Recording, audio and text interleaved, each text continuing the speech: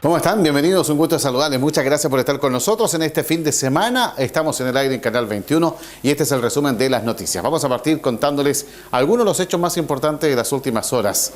Vamos a partir con lo que fue los esclarecimientos, los hechos que durante el transcurso de las últimas jornadas habían motivado el accionar. Ustedes se recuerdan un homicidio, el caso de las dos personas que fueron masacradas allá en Yungay y también el caso de una mujer que atenta contra su marido en Coihueco. El comienzo de la semana era clarificador sobre estos temas a propósito del proceso investigativo que ya había arrojado algunos intereses. Sobre los particulares, así hablaba el fiscal Pablo Fritz durante la semana que termina. Sí, bueno, el homicidio que parte en primer lugar por el descubrimiento del cadáver, sobre la base de la individualizada la víctima, pudimos hacer su recorrido, empezamos a hacer su recorrido hacia atrás desde el último minuto y se descubrió, ¿cierto?, que era una persona que lo acompañaba a través de un video que constaba en una tienda, en una empresa eléctrica. Y luego, ¿cierto?, esa persona fue interrogada, resultó ser la conviviente, que en un principio descartó su participación en el hecho, pero en la madrugada del día de hoy, y frente a la presión que significaban las diligencias que apuntaban que lo que ella señalaba no era verdad, finalmente se presentó ante la policía y confesó el delito. ¿La persona tenía antecedentes? No tenía antecedentes por este tipo de ilícito de ninguna manera. Se trata, en cuanto al móvil, hay una situación de desaveniencia de carácter marital, y más que nada, que incluso desde el punto de vista de la proporcionalidad del delito no guarda ninguna relación entre los argumentos que justificarían la acción con un homicidio, digamos. Es justamente lo que acabo de indicar, digamos. No existe una proporción entre lo que ella reclama como los problemas que tenían de convivencia con la muerte del imputado. No hay en eso denuncias por violencia. No tiene un trabajo establecido, vivían de una pensión que justamente recibía la víctima por concepto de invalidez. Los detalles de la forma en que se produce la muerte nos entregaremos en la audiencia de control de la evaluación en unos instantes más. Pero los hechos se esclarecen de manera certera, no tengo ninguna duda, no hay ninguna fisura en la investigación. Está bastante contundente. Y la semana también estuvo marcada por una paralización que tuvo durante 2 días el Liceo Industrial de nuestra ciudad. Perteneciente a Cameduc, la organización que lo administra, sin duda ha sido un dolor de cabeza para muchos el tema en las cuales se encuentran asignando sus clases. En containers, lo que indican los alumnos es indigno. Lo peor es que ha pasado ya casi 7 años del terremoto del año 2010 y todavía hasta este minuto se siguen generando solo reuniones. Si bien el tema se dio por superado durante la semana, en los primeros días de la misma, de la que culmina, estas fueron las reacciones que entregaron los propios estudiantes tras su paralización. Mire, de partida, la toma del liceo se realiza por el tema de la reconstrucción, ya que ha sido un poco lento. Este último tiempo ha andado bien rápido, pero nosotros como estudiantes queremos que se agilice más. Tenemos fe en que se vaya a reconstruir y bueno, ese es nuestro mayor lema. Si al final nosotros lo único que queremos es que se reconstruya el liceo de una vez por todas. Sabemos que quizás nosotros nos vamos a pisar el nuevo liceo, pero sí futuras generaciones. Y siempre hay que quedarse con eso, no con lo que uno puede ver o puede sentir, sino con lo que uno puede dejar. Y bueno, nosotros estamos en total, ¿cómo le podría decir? Nosotros estamos en total acuerdo en llegar a hacer alguna mesa de diálogo de hecho, estuvimos con la DEPROE, la encargada de educación de la provincial, y ella igual nos expresó su apoyo y todo. Así que también estamos tranquilos dentro de la comunidad educativa, igual nos apoya el Centro Padre, nos apoya el Sindicato de Trabajadores. Y en parte sí todos los estamentos nos están apoyando, porque saben que es una causa que llevan años luchando y esto no va a parar hasta que se logre. Sobre el tema de la reconstrucción, mire, lamentablemente estos plazos son los que se tenían que cumplir. Quisiéramos o no quisiéramos, por el hecho de que hubo un lapso de tiempo en el cual no se logró mucho. Y ese fue es como la especie de laguna que nos retrasó tanto, que fueron más o menos como 4 o 3 años. Y después de esos 4 o 3 años en adelante, ya todo ha seguido conforme el rumbo se planificaba. Sí, nosotros hace una semana atrás o 2 semanas tuvimos una reunión con el parte del MOP, del Ministerio de Obras Públicas, viendo el tema de la arquitectura, qué partes del liceo van a quedar y qué partes no. Y nos dijeron que como plazo mínimo teníamos de aquí a 5 años más. Más los 7 que llevamos, teníamos como 12 años ya. De aquí a que se reconstruya llevaríamos 12 años en las salas modulares. Y también durante el transcurso de esta semana las redes sociales dieron a hablar un poco sobre un caso de meningitis. El gobernador provincial salió a la luz para clarificar los hechos y desmentir una aseveración que había surgido principalmente en las redes, donde se mostraba a usuarios del SAR Violeta Parra, ubicados en el contexto de Francisco Ramírez hacia el oriente, con mascarillas y un protocolo que se había gatillado por la llegada de una muchacha de 20 años en forma aproximada que habría tenido síntomas que llevaron a pensar en el desarrollo de esta afección. Afortunadamente, las redes pudieron más y la gobernación tuvo que salir a desmentirla. Ojo, lo hizo el propio gobernador. Del Servicio de Salud no hubo mayores pronunciamientos, salvo un comunicado.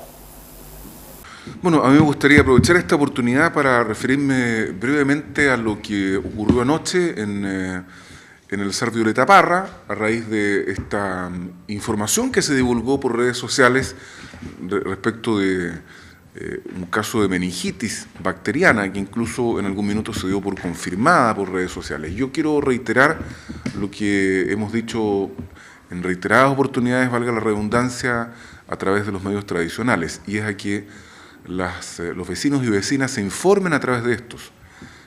Anoche se produjo una cierta alarma por la viralización de esta información que fue subida a Twitter por un cierto usuario, y esto generó inquietud. Nosotros inmediatamente se alertaron todos los protocolos, se pusieron en marcha, fue un caso que llegó a ser atendido alrededor de las 22 horas, y apenas tuvimos nosotros la información oficial, la subimos a nuestras redes sociales. Yo llamo a la prudencia, a utilizar de buena manera las redes sociales y la comunicación que pueda hacerse a través de estos medios. La generación de alarma no es sana para la comunidad. La propagación de noticias que no están confirmadas por la fuente oficial producen inquietud de manera innecesaria. Nosotros ayer, minutos después de la medianoche, señalamos que esta era una sospecha de meningitis bacteriana, que había sido esta mujer derivada hacia el Hospital Herminda Martín de Chillán, que la persona que había estado en contacto con ella como posible contagio también había sido sometido a la intervención correspondiente. Y me gustaría decir, tal como lo hará, me imagino que en breve, la Seremi de Salud, que este caso afortunadamente ha sido descartado, que se trató de un caso de cefalea aguda, y aprovechar de recordar algunas cosas que son de la esencia de esta enfermedad que es tan temida, para que una persona pueda ser considerada contacto, debe vivir y dormir con el enfermo, es decir, estar en contacto directo, boca a boca, por más de 15 minutos, por eso se habla de dormir con el enfermo, o estar más de 5 horas en un recinto cerrado con la persona que está enferma de meningitis, lo que ocurre, por ejemplo, al interior de un bus en un viaje largo. Por lo tanto, esos son los requisitos que deben cumplirse para que pueda existir contagio. Lo que ha quedado en este caso descartado, de acuerdo a la información que les va a entregar en detalle en un comunicado el Ministerio de Salud. Insisto, prudencia en el manejo de la información. Las redes oficiales del gobierno funcionan en la medida en que exista certeza, ni antes ni después. Oportunidad, certeza. Y eso ocurre cuando corresponda. Hay que esperar y no propagar informaciones falsas. Este 19 de noviembre, a propósito que ya comenzaron en recta final la instancia de las elecciones, se va a llevar a efecto todo el proceso que se va a vivir en el contexto de las elecciones presidenciales y parlamentarias, en el caso, y de consejeros regionales. Hay una preparación que es comunal y sobre la misma nos entregó antecedentes Ricardo Venegas, el encargado comunal del proceso eleccionario, quien habló de cómo ha sido este trabajo y de lo que obviamente se ha estado haciendo para garantizar la idoneidad de todos los funcionarios en el aspecto de instalación, por ejemplo, de las urnas y de lo que son las cámaras de votación. Efectivamente, el día de ayer en la sala Lázaro Cárdenas, a partir de las 10:30 de la mañana, se hizo una reunión entre funcionarios del CERVEL y apoderados, representantes y candidatos a las próximas elecciones del 17 de noviembre. Candidato a concejal, perdón, a consejeros regionales y candidato a diputado, en este caso de nuestra comuna, o lo que corresponde a la comuna de Chillán. En esta reunión se le entregaron antecedentes o clarificaron algunas situaciones respecto de la propaganda electoral. Se ratificó la situación de los lugares donde se puede estar instalada esta propaganda, las características de la propaganda respecto a las medidas que tienen que tener la publicidad electoral, y también se clarificaban algunas situaciones respecto a la rendición de los gastos de los candidatos en estas respectivas elecciones. Participó bastante gente, hubo varias consultas tanto de candidatos como también de los apoderados que ellos tienen. Y además se les entregó información para que, si quedaran algunas dudas, ellos puedan hacer preguntas en forma directa a una página que el CERVEL tiene habilitada para este efecto. Efectivamente, el CERVEL tiene publicado en su página los lugares donde está autorizada la publicidad electoral en la comuna de Chillán. Uno puede ingresar a la página que está referida a las elecciones de 2017 y por cada región está entregada la información respecto a los espacios destinados a la publicidad, en la publicidad que está instalada en los sectores públicos, ya sean parques y plazas.